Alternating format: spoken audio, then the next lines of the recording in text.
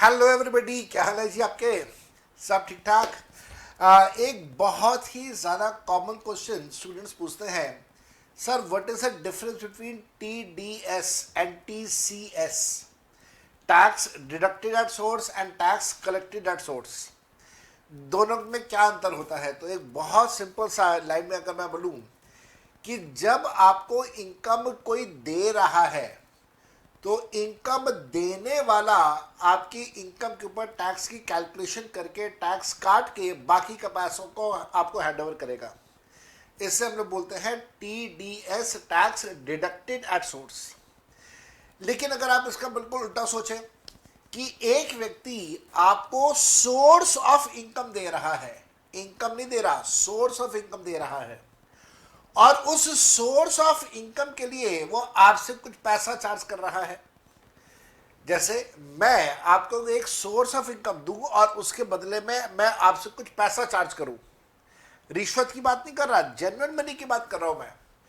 तो जब मैं आपको सोर्स ऑफ इनकम देते हुए आपसे कुछ पैसा चार्ज करूंगा तो उस अमाउंट के ऊपर मैं आपसे टैक्स का कुछ पैसा भी एक्स्ट्रा चार्ज करूंगा जो मैं आपसे लूंगा और सरकार को दे दूंगा।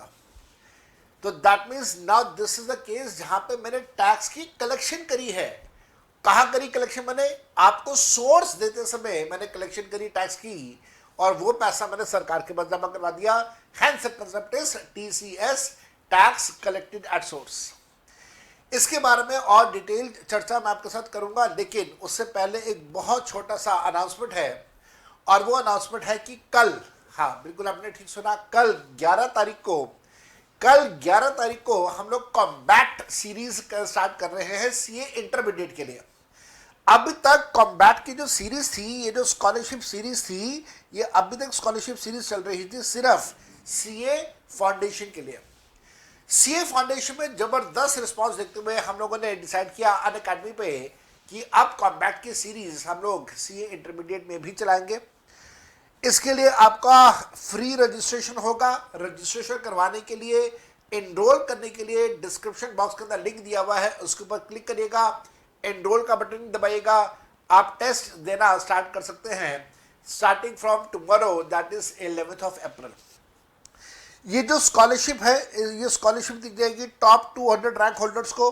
और ध्यान रखना, स्कॉलरशिप में पैसा नहीं दिया जाएगा। इनफैक्ट आपको कुछ अमेजोन के गुड्स वाउचर्स दिए जाएंगे, कुछ अनअकैडमी पे सब्सक्रिप्शन लेने के टाइम पे आपको 25% to 30% का डिस्काउंट कूपन्स दिए जाएंगे, एंड सो ऑन। तो बहुत सारे गुडीज अवेलेबल हैं, बहुत सारे बेनिफिट्स अवेलेबल हैं। और याद रखिएगा, 1 साल का फाउंडेशन प्लस सब्सक्रिप्शन दिया जाएगा to the top 3 rank holders. और इसके साथ साथ में टोटल जो इस प्रकार का स्कॉलरशिप अमाउंट है वो 1 करोड़ रुपए का डिसाइड किया गया है बाय अनअकैडमी। ये कॉम्बैट की सीरीज सीए इंटरमीडिएट के लिए हम लोग स्टार्ट कर रहे हैं इस संडे से 11, इस बार 11 तारीख है, 11 अप्रैल से हम लोग स्टार्ट कर रहे हैं दोपहर 12 बजे। और इस सीरीज में अपने आप को एनरोल करते समय मेरा कोड सीए जोहर लगाना ना भूलेगा।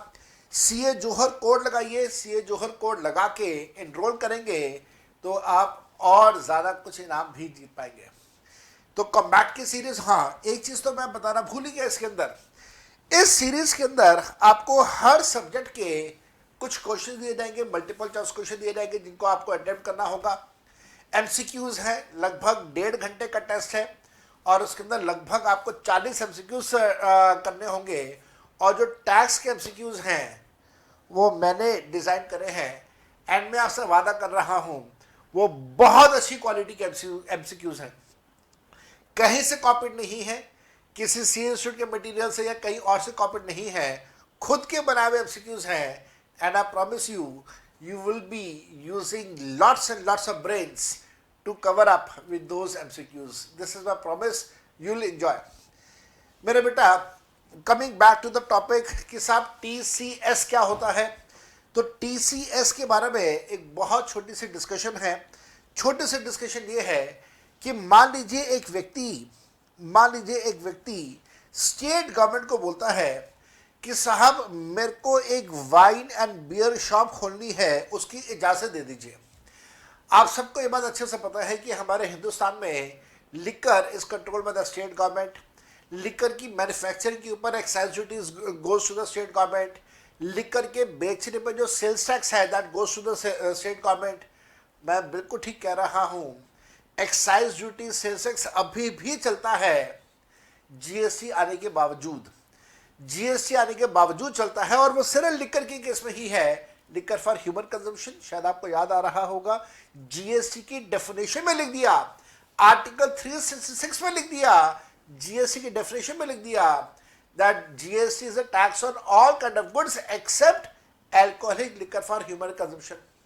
तो इसका मतलब कभी भी एल्कोहलिक लिकर के ऊपर कभी भी जीएसटी नहीं लगेगा। एक्साइज और वैट जो पुराना कंसेप्ट था वो एज इट इज चलता रहेगा। Coming back to the topic, एक व्यक्ति स्टेट गवर्नमेंट को कहता है कि मेरे को शराब दारू बेचने के लिए दुकान चाहिए, दुकान मैंने खोलनी है, उसका लाइसेंस दे दीजिए। स्टेट गवर्नमेंट कहती है ठीक है, हम तुम्हें लाइसेंस देंगे। अब यहां तक जरा आप एनालाइज करिए कि स्टेट गवर्नमेंट इस व्यक्ति को क्या दे रही है। क्या स्टेट गवर्नमेंट इस व्यक्ति को इनकम दे रही है, या इनकम कमाने का एक जरिया दे रही है, सोर्स ऑफ इनकम दे रही है? Answer is source of income दे रही है। अब इस सोर्स ऑफ इनकम के लिए इस व्यक्ति ने स्टेट गवर्नमेंट को लाइसेंस फीस पे करनी है। तो ये लाइसेंस फीस पे करता है, मान लेते हैं 50 लाख का। तो स्टेट गवर्नमेंट कहती है कि हमने आपको सोर्स ऑफ इनकम दिया, जिसके बदले में हमने आपसे लाइसेंस फीस चार्ज किया 50 लाख रुपए। इस 50 लाख के ऊपर इनकम टैक्स का पैसा भी दे दो भाई 1% के हिसाब से। अब ये 1% कानून में लिखा हुआ है, इस वजह से 1% है। तो 50,000 रुपए का इनकम टैक्स चार्ज कर लिया स्टेट गवर्नमेंट ने। याद रखना, ये पैसा स्टेट गवर्नमेंट की कलेक्शन है, लेकिन ये पैसा जमा करवाना होगा सेंट्रल गवर्नमेंट के पास। ये सेंट्रल गवर्नमेंट का पैसा है जो स्टेट गवर्नमेंट कलेक्ट कर रही है, और सेंट्रल गवर्नमेंट के पास ये पैसा जमा हो जाएगा। मैं फिर से बता रहा हूं, स्टेट गवर्नमेंट ने सोर्स दिया। स्टेट गवर्नमेंट ने कहा कि हम जो आपको सोर्स दे रहे हैं, इसकी वजह से आप कुछ आमदनी कमाओगे, उस आमदनी के ऊपर आपको इनकम टैक्स देना होगा। वो इनकम टैक्स में से थोड़ा सा पहले पैसा हमें दो, हम सेंट्रल गवर्नमेंट के पास आपके नाम पे जमा करवा देते हैं। Hence the concept is tax collected at source. हमारे इस एग्जाम्पल में टैक्स की कलेक्शन किसने किया? स्टेट गवर्नमेंट ने किया at source, that is at the time of giving that licence. और ये पैसा फिर सेंट्रल गवर्नमेंट के पास जमा होगा। किसके नाम पे जमा होगा? इस व्यक्ति के नाम पे जमा होगा जिस व्यक्ति को ये लाइसेंस इशू करके दिया गया है। एक और एग्जांपल देता हूं। मान लीजिए एक शॉपिंग मॉल है, DLF शॉपिंग मॉल है, और शॉपिंग मॉल के नीचे बेसमेंट में पार्किंग बना हुआ है।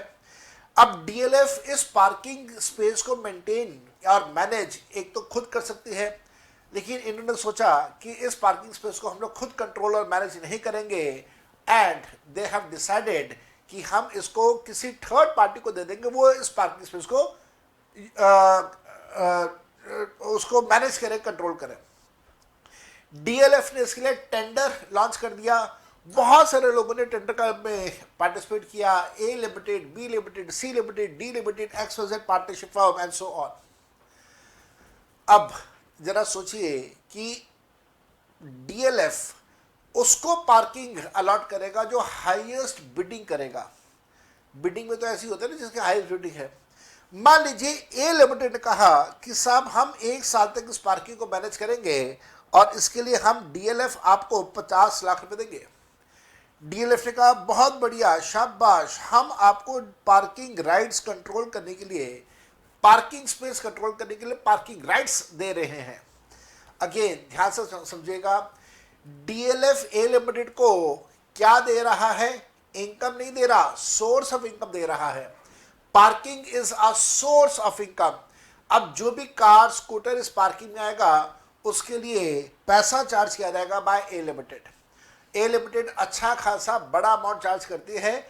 आपको पता ही है, आजकल मॉल्स में अगर आप जाते हैं तो 50 रुपए, 100 रुपए, कई मॉल्स में 200 रुपए की पार्किंग स्पेस होती है। तो A लिमिटेड पार्किंग स्पेस का पैसा लेगी, अपनी आमदनी इकट्ठी करेगी, लेकिन उसके ऊपर टैक्स भी तो देना है। तो सेंट्रल गवर्नमेंट ने कंसेप्ट बना दिया और डीएलएफ को कहा कि आप सोर्स ऑफ इनकम अलॉट कर रहे हैं ए लिमिटेड को। सोर्स ऑफ इनकम अलॉट करते समय टैक्स की कलेक्शन भी कर लीजिए, वो टैक्स का पैसा सेंट्रल गवर्नमेंट के पास जमा करवा दीजिए। Hence the concept is tax collected at source. यही सारी बातें मैंने यहां पे लिखवाई। इस कंसेप्ट के अंदर एक पर्सन जो बायर होगा, एक दूसरा व्यक्ति जो सेलर होगा, सेलर सोर्स ऑफ इनकम दे रहा है, buyer source of income purchase कर रहा है, तो उनके बीच में जो ट्रांजैक्शन अमाउंट है उसके ऊपर एक स्पेशल टैक्स चार्ज किया जाएगा with name called TCS, that is tax collected at source. ये टीसीएस के लिए जो सेक्शन है वो है सेक्शन 206 और सेक्शन 206 सी है और इसके आगे बहुत सारे सबसेक्शंस हैं। मैं सारे नहीं करवा रहा अभी, आपको हल्का सा कंसेप्ट तो डिस्कस करना है। यहाँ पे जो सबसे पहले हमारे पास टीसीएस का कंसेप्ट आता है that is on sale of certain goods. कुछ गुड्स हैं उनकी सेल के ऊपर, जैसे सेलर है तो सेलर इस केस में माना जाएगा कोई सेंट्रल गवर्नमेंट या स्टेट गवर्नमेंट या कोई लोकल अथॉरिटी या कोई corporation which is establish by central government, state government, local authority, कोई कंपनी, कोई पार्टनरशिप फर्म, कोई कोऑपरेटिव सोसाइटी। अगर ये लोग सब सोर्स ऑफ इनकम दे रहे हैं तो फिर टीसीएस के प्रोविजन अप्लाई होंगे। साथ में ध्यान रखिएगा, अगर कोई सोर्स ऑफ इनकम देने वाला इंडिविजुअल है, सोर्स ऑफ इनकम देने वाला हिंदू अनडिवाइडेड फैमिली है, ऐसा इंडिविजुअल, ऐसा हिंदू अनडिवाइडेड फैमिली जिसका पिछले साल का टर्नओवर 100 लाख से ज्यादा है, पिछले साल का टर्नओवर 50 लाख से ज्यादा है बिजनेस के केस में, तो वो भी टीसीएस काटेगा। किसकी इनकम के ऊपर टीसीएस होगा? कोई भी ऐसा व्यक्ति जो सोर्स ऑफ इनकम खरीद रहा होगा, चाहे वो ऑक्शन के थ्रू खरीदे, टेंडर के थ्रू खरीदे, कोई भी व्यक्ति हो सकता है बायर। लेकिन ध्यान देना, इन केसेस में बायर के ऊपर टीसीएस नहीं काटा जाएगा, नहीं अप्लाई किया जाएगा। बायर कौन कौन होगा? ऐसे व्यक्ति जो कि गुड्स परचेज कर रहा होगा पर्सनल कंजम्पशन के लिए। तो जब आप किसी शराब की दुकान में जाके शराब खरीदते हो, बियर परचेज करते हो, वोडका परचेज करते हो, कोई अल्कोहल परचेज करते हो, तो उसके ऊपर आप दुकानदार को कोई टैक्स थोड़ी ना पे करते हो। हाँ, इनकम टैक्स की बात हो रही है, बाकी टैक्सेस की बात नहीं हो रही है। अगर कोई पब्लिक सेक्टर कंपनी है तो वहां पे भी टीसीएस नहीं होगा। अगर buyer central government, state government है, टीसीएस नहीं होगा। बायर अगर हाई कमीशन, एम्बेसी, काउंसिलेट है तो टीसीएस नहीं होगा। बायर अगर कोई क्लब है तो टीसीएस नहीं होगा। और बायर अगर कोई सेक्शन 206 सी सब सेक्शन 1F में कवर है तो भी टीसीएस के प्रोविजन अप्लाई नहीं होंगे। ये सेक्शन आने वाले दिनों में करवाऊंगा। टीसीएस किस समय कटेगा या किस समय उसकी कलेक्शन की जाएगी, याद रखिएगा, टीसीएस के लिए प्रोविजन एग्जैक्टली उल्टा है टीडीएस के। टीडीएस में टीडीएस काटा जाता है, टीसीएस में टीडीएस काटा नहीं जाएगा, टैक्स की कलेक्शन करी जाएगी। इस वजह से कंसेप्ट भी यहाँ पे ये आ रहा है कि जिस समय आपने बायर का अकाउंट डेबिट कर दिया, क्रेडिट नहीं है यहाँ पे, डेबिट है, या फिर जिस समय आपको पेमेंट मिल गई उस समय टीसीएस का अमाउंट भी डेबिट करना होगा। किस रेट के ऊपर होगा वो डिपेंड करेगा गुड्स कौन से हैं। अगर सोर्स ऑफ इनकम है अल्कोहल से रिलेटेड, स्क्रैप या मिनरल्स से रिलेटेड, टिम्बर से रिलेटेड, तो रेट होगा 1%। अगर कोई और एग्रीकल्चर प्रोडक्ट है तो 2.5%। तेंदुल लीव्स है तो 5%। याद रखिएगा, तेंदुल लीव्स जो होते हैं ये बीड़ी बनाने की काम आती है। बीड़ी बनाने के लिए जो पत्ता रॉ मटेरियल चाहिए होता है उसको तेंदुल लीव्स कहते हैं। इनफैक्ट तेंदुल लीव्स से ही बीड़ी बनती है। और साथ साथ में टीसीएस में भी टीडीएस की तरह 25% का रिडक्शन दिया गया है कोरोना काल की वजह से, कोविड-19 की वजह से। और कोई भी कलेक्शन जो 14 मई से लेकर 31 मार्च के बीच में है वहाँ 25% का रिडक्शन है और बाकी अमाउंट के ऊपर टीसीएस के प्रोविजन लगेंगे। और इसी प्रकार से हमारे पास कुछ और सेक्शंस भी हैं। सेक्शन 206 सब सेक्शन 1C, फिर हमारे पास आ जाएगा section 206 sub section 1F, motor vehicle वाला केस है जहाँ पे कोई मोटर व्हीकल 10 लाख से ज़्यादा की हो, एंड सो ऑन। तो ये आपको यहाँ से एटलीस्ट इतनी बात समझ आती है कि टीसीएस और टीडीएस में अंतर होता है और बहुत बड़ा अंतर होता है। मेरे बेटा, कॉम्बैट का ध्यान रखिएगा। 11 तारीख को सुबह या दोपहर 12 बजे कॉम्बैट है, उसका लिंक मैं आपके साथ डिस्क्रिप्शन बॉक्स में यहाँ पे शेयर कर रहा हूँ। Till the time I meet you again in the next session, bye bye and enjoy yourself.